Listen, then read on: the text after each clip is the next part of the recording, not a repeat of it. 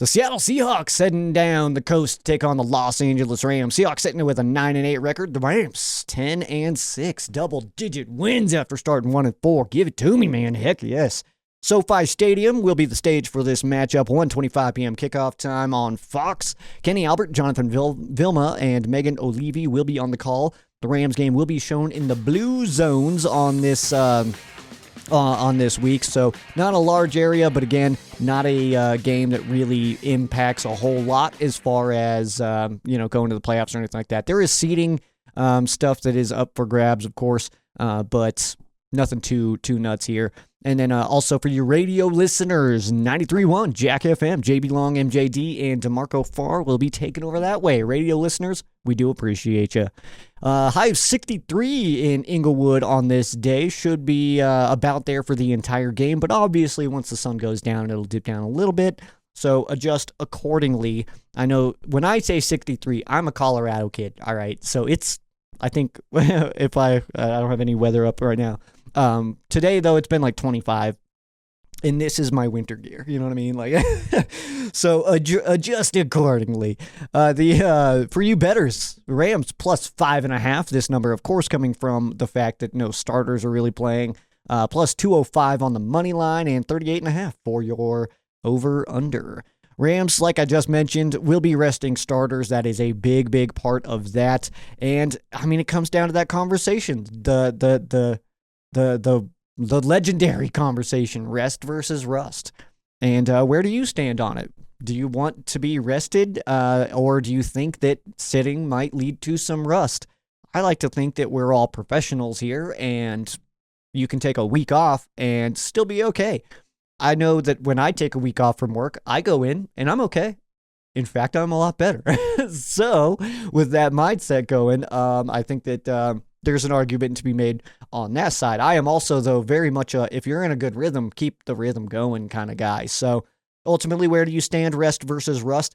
Well, it doesn't matter now, does it? So we're getting the rest, and that's the side that we're on. So the Rams will sit many starters as they should. Okay, because I think that ultimately when it comes down to this, rest versus rust, I'm very much on. I love the play until half kind of mindset. I like keep everybody going, keep everybody loose, but also, I mean, there's an argument to be made on either side, I guess. But ultimately, let's take a look at best case and worst case scenario of each. If you play your starters, best case scenario, you play well in a game that only really matters for seeding. You maybe keep your streak alive against the Seattle Seahawks. Everybody kind of stays in rhythm, right? Worst case scenario, you lose a starter right before playoffs, and injuries at this point in the season could leak into next season. What if we had something happen to like a Tyler Higbee injury last year in this game? I mean, that still leaks into next season in quite a bit. It does, So rest starters. Best case scenario for resting starters, you get a little bit healthier, you heal up some bruises, you enter the postseason ready to roll. That's best case scenario. Worst case scenario, if you rest your starters, you're a little bit rusty. I'll be honest, I think that with the leadership of this team, I think that we're a little bit too good for that. I think that we're a little bit too good to say that we're going to take a week off and then come into the playoffs soft. I just don't think that that's going to happen. So it's also not impossible that we do see some starters. Sounds like it's possible that we see some offensive linemen, considering we got the news that Rob Havenstein won't play, but not just that like everybody's sitting. So that will kind of have to wait and see what the decision is, but it does sound like some starters might play. It even sounds like Stafford might let Puka play. He's 10 yards away from getting 1,000, but I'm going to guess that Puka doesn't play, that Sean kind of, doesn't allow this to happen. But 10 yards away from 1,000 would only be what the second player in league history to hit 1K in his first 2 years after being a day 3 draft pick. I know that's a very specific record, but that's kind of where we're at in the world right now. Is that we're getting the extremely specific records. I shouldn't have looked at my phone. I don't know why. I just which does remind me though, because pants picks. That's actually what was coming in. As soon as I started talking, I realized we had not done pants picks. I will put the correct record and picks up on the screen right now for you, but I actually only know Peo's picks because he's saying that we'll go Soul. I'm also going Soul. And then we don't have Rams house quite yet, so we'll wait to see what he says. But I'm just getting these texts, and now I forgot to ask them. Usually I just reach out. So let me know what pants you think we're going to be rocking. We'll be in the Royal jerseys, by the way. Oh, wait, let's see. Nope, didn't say it. All right. So, like I had mentioned, Rob Havenstein will not be playing in this game. He did get hurt in practice last week. I had talked about it on the show. Hey, no injuries. But like as I was saying that, I'm pretty sure he got hurt in practice. So, unfortunate, but looks like he is trending to be fine for the playoffs, but not going to be playing this week, which is expected. History of this matchup. This is the 55th all-time meeting between the Rams and the Seahawks. And right now, dead even, 27 apiece for both teams. No ties in this series. The Rams have won 3 of the last 6, which is rather exciting. Have won the last 3 and 6 of the last 8. And so, I mean, doing a really good job against the Seahawks overall. But, new coaching up there. We'll kind of see how the averages kind of unfold, I guess, over the next few years. But either way, we wanted this game to matter a little bit more. I guess I don't want to say we wanted it to, because I know there's a lot of people that are like, I don't care. I'd like this game to be meaningless. But we've thought, at least, that this game would be really meaningful. First ever between these two. That came on Halloween, 1976. That was when Seattle was an AFC team. And I'm not really sure what to expect from the Seahawks side of this matchup. I haven't really had any conversations with any Seahawks fans or anything, but I'm not really sure how they're going to enter this game. I'm guessing we will see more substitutions than normal, than in a normal game for Seattle, considering they'll be going against backups. I'm sure they want to get a good look at some of their depth as well, but ultimately, hard to tell what the mindset's going to be out there for the Seahawks.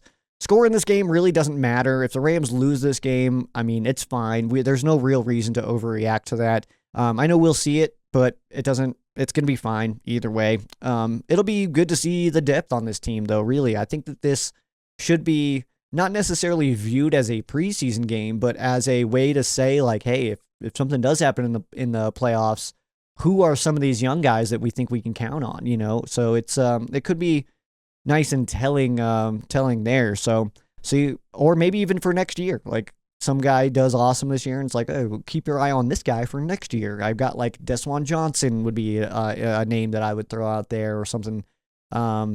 Even Jordan Whittington, I would say it's like, hey, this could be, a spot where we see somebody take a good step, or they have taken a step and we just don't see them on the field that much because they only see that in practice kind of thing. So something to definitely keep our eyes on. Rams, though, by the way, could lose and fall to the 4 seed, which could lead to the Rams hosting the winner of Sunday night, or the loser of Sunday Night Football, excuse me. So if Tampa Bay wins and the Rams lose, the Rams will go to the 4th seed. But if if Atlanta wins or the Rams win, then the Rams just stay at the 3 seed. So something to keep your eyes on there is that the Rams do not have their seeding locked in. We do want to be the 3 seed, at least I do. The higher your seed, the higher chances you get to host another playoff game potentially. So the more seeds below you, the better. You know what I mean? So let's take a look at the matchup in this one. We'll go with the Rams offense going against the Seahawks defense. So, Rams offense, about middle of the road right now. The Seahawks defense, 13th in the league total defense. Passing the rock, Rams definitely have dropped in this realm, but are still, sitting pretty decent at 14th in the league and going against the 7th-ranked pass defense for the Seahawks. Running the ball a little over 105 for the Rams at the 23rd in the league, and the Seahawks giving up 123. That's 18th. Points being put up about 21.5 for the Rams at the 20th in the league, and 21.5 just about giving up for the Seahawks. That is 10th in the league. And third down conversion rate, Rams putting up almost 37, and Seahawks giving up just over 37. We know, too, that the averages and all this stuff going into this game, I don't want to say it's meaningless. I feel like those are the words that my brain wants to spill out of my face hole, but that's not necessarily what I believe is happening here. Score-wise and all that stuff, ultimately, it does not mean as much as it maybe could, but I think that we're still in a position to see a lot of things that are very important for this team, such as the fact that we feel like, based on things that Sean McVay has said, that Mike LaFleur may be calling plays for this game. And that's huge. That's huge to see what somebody else does with the offense, with these players. And I know that it's not full-on, full power, Puka, Kupp, Stafford, Kyron, all those guys, but it will still be really interesting to see what Mike LaFleur does in certain situations. Because when Sean McVay allows somebody to call plays, he allows them to call the plays. We've seen that a lot in the preseason and stuff like that. It's your game now. Aubrey Pleasant got a head coaching game in the preseason this year, and it very much was his game. Sean didn't jump in on that, which was really, really cool. Jimmy G will also be starting at quarterback for the Rams, and we are expected not to see any starters, but it also could be helpful to see what Jimmy would look like behind some offensive line starters. Again, we only know that Havenstein is out. We've only confirmed that Havenstein is out. I would be surprised if we see any. That's just my own opinion here. And Rams are also in this same situation last year, getting to a spot where they clinched a playoff spot before Week 18, and then were able to rest up some starters in that week against San Fran last year and ended up winning that game, which was really cool stuff. So, best matchup, Rams offense going against the Seattle defense. I'm going to go with the backup offensive line, which I'm expecting to see at least if we see starters, I would anticipate them being pulled at some point. And then against the Seattle pass rush, which does have some good players on it. So, what will this offensive line do to keep Jimmy G standing upright? So, that is, an important piece of it. And again, it's not that important, but it's good to see some depth here and get a good look at these guys. It'll be good to see like Justin Dittich and Jonah Jackson, stuff like that, to get some more reps and just kind of see what they bring to the table, which brings us into our 3 to see, which I'm actually bumping up. We're doing 6 to see, all right? We're looking at backups in this game, so I'm going to give you 6 names to keep your eyeballs all over. First up, number 22, Blake Corum. Shaking Blake, man. So he is expected to get a healthy workload in this game. We kind of got that early from the Sean McVay show that he should get a hefty workload. So really excited to see what Blake does with just more reps and a chance to actually get into rhythm. So that'll be fun stuff. Jordan Whittington hasn't appeared on offense much since Kupp and Nakua returned. So it'll be interesting to see where he's at right now with the way he's running routes, the way he's able to, work his way through a defense. I'm just kind of curious to see just where he's at in his development in this game. Next up, Jonah Jackson entered the season as a starter on the line, lost his job to Bo Limmer. Deservedly so. Bo Limmer was playing absolutely awesome. You got to stick with the hot hand in that world, so absolutely get it. But I am interested to see what Jonah Jackson does. When he returned from injury, he was looking pretty rough. So now that he's been, healthy in practice every week and stuff, I'm very curious to see what he looks like. And if it is one of those things where we'll look at him and say, like, okay, yeah, we definitely got to keep this guy around because he's a good depth piece. If that'll change our mind on keeping or letting go of somebody else throughout the team, these kind of things will be interesting to see. But this is now another player that the Rams are investing a lot of money on to sit on the bench, Joe Noteboom being the other one. The Rams have a lot of money on the bench of the offensive line, so that'll be curious to see what the Rams do there. Next up, Tutu Atwell. He didn't do a lot in the Rams rest game last year, but maybe this is our last true look at him before we talk money with Tutu Atwell, as his contract does expire after this season. So for that reason, I do think that this actually might be an important game for Tutu Atwell to see if maybe this is somebody who sticks around next year or not. I'm guessing not. I'll just go ahead and tell you, I'll spoiler alert my own who's staying, who's going segment that we usually do already. I think that Tutu leaves, and that's not anything negative to say on Tutu Atwell or anything, but it seems like he's not coming back. That's all. That's just a guess. Next up, I'm going to go with Cody Schrader. It sounds like we could see him pop in here and there. McVay did mention this on the Sean McVay show as well, that he's interested to see what Schrader does. So look for him to suit up and look for him to get some reps this weekend, which will be rather fun. And then last up, Jimmy Garoppolo, Jimmy G. I can't lie, I'm really curious to see what he does here. Curious, I think, is the right word. I'm not necessarily excited to see Jimmy G play for the Rams, but I am very interested to see where he's at with himself and like how he looks in the Rams offense and stuff. So, I mean, watch him go off, and then just Rams fans are going to ask for him to start over Stafford in the playoffs because Stafford hasn't hit 200 in a few. Like, in my brain, like, Jimmy's going to go for like 313, 3 touchdowns and no picks, and everybody's going to be like, we can't go back to Stafford. And it's going to be like, yeah, we can, and we probably should. But that's going to be a fun watch for sure, just to see where Jimmy G is at. And really, I mean, I think it's ultimately for him. It's more so for him, I think, to have a situation where he can kind of put out some tape and show the rest of the league where he's at as well. Let's flip over to the other side of the football here. We're going to go with the Seahawks offense going against the Rams defense. A little over half over the midway mark for the Seahawks offense. They are 14th in the league. Rams defense 26th. Passing the football, Geno and the gang 7th in the league. Going against the 21st ranked pass defense. And I actually just realized I wrote down one of these numbers wrong. So let me get over to another page here so I know I can get the accurate numbers for you. As 30th in the run attack for the Seattle Seahawks, and the Rams are 24th against the run. Points being put up, 19th in the league for the Seahawks offense, 21.6. Rams giving up over 22. That's 15th. Third down conversion rate, 24th in the league for the Seahawks and 19th for the Rams defense.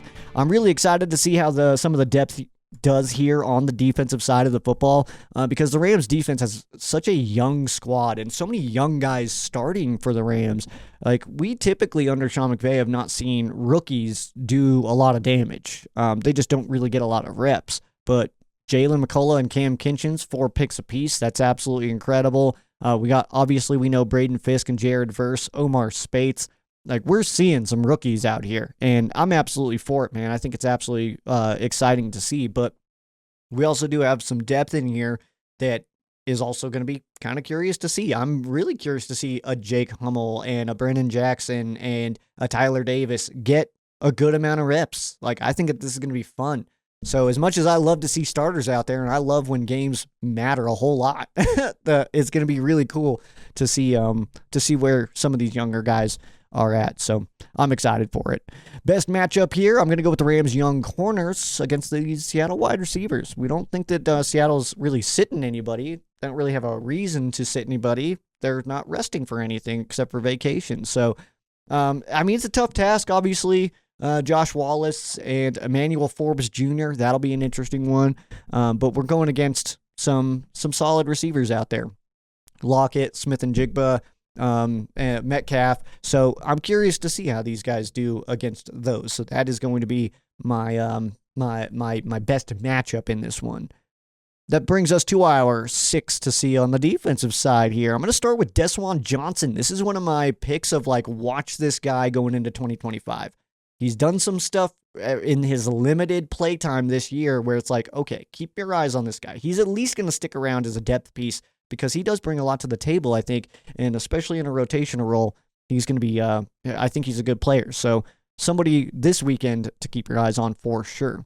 Next up, Neville Gallimore. I've been a big Neville guy this year because for a depth piece, he's playing really, really well. He does not get a lot of love, but again, he's just playing solid football. And he might be playing for tape for the rest of the league, but I've liked this guy all year. I wouldn't be mad at all to see him stick around. Next up, Jalen McCullough, the best safety in the NFL, has a chance to pad those pick numbers this weekend. And again, just kind of curious to see where he's at with his development. Every time he's gotten onto the field, it's been pretty limited. So to see him out there for like a full game, I'm really curious to see what he does. Next up, Emmanuel Forbes Jr. We have not seen Forbes yet. But this will be a nice chance to see what he brings to the table. If this is going to be a solid depth piece for us going into the offseason, someone we need to bring back around, or if maybe the experiment here is not going to work out and maybe we'll see if he moves on. So either way, though, we'll kind of see where he's at, and that'll be nice.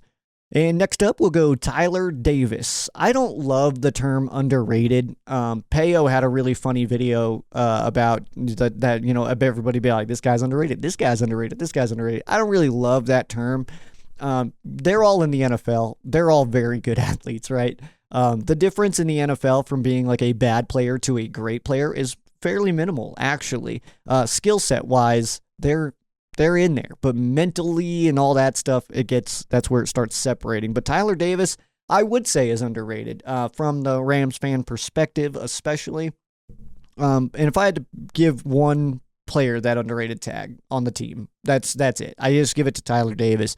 This kid doesn't really get nearly enough love for the skill set that he presents, I think, and I think ultimately watch him get off the ball. When you're watching the game this Sunday, watch 90 get off the ball and what he does with his first move.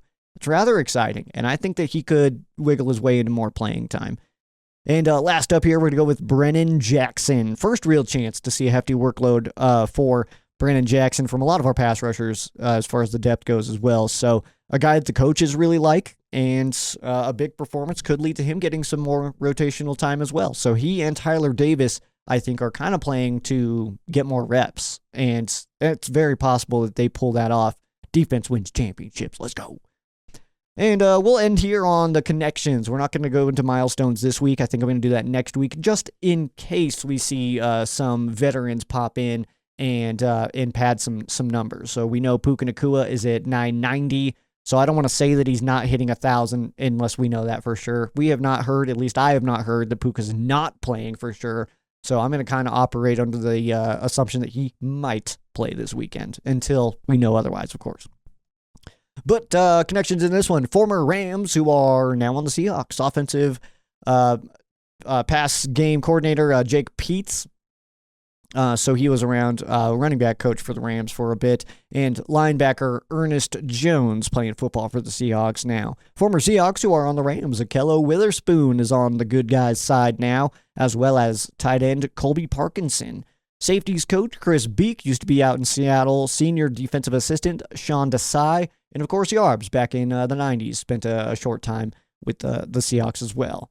And because we're dealing with a lot of backups, my connections here are also backup related, or at least guys that we may see this weekend playing some football.